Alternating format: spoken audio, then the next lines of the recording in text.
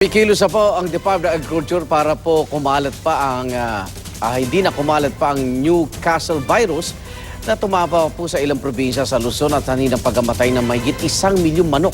Saksi si Ivan Mayrina.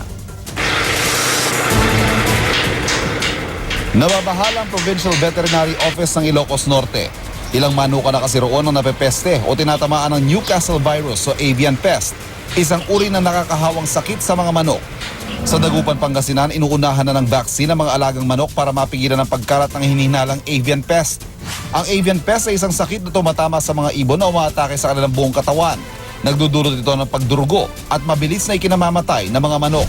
Nagbaburst yung mga ugat niya, makikita mo yung ulo niya namamaga, namumula mga mata. Pagka medyo second findings, yung ulo niya medyo nagpipipilig, then patay. Karaniwang nagkakaroon ng outbreak ng Newcastle virus sa mga manok tuwing nagpapabago-bagong panahon. Pero mas malala raw ito ngayon dahil naiba na sa karaniwan ang panahong kumakalat ang sakit. Wala itong gamot at ang tinatamaan, tiyak na namamatay.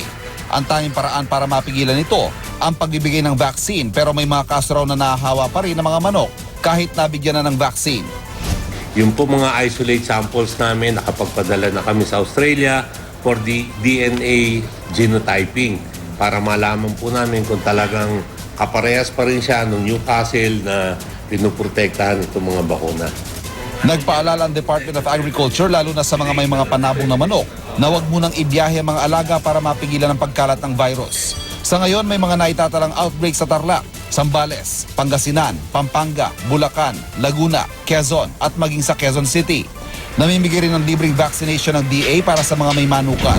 Ako si Ivan Mayrina, ang inyong saksi.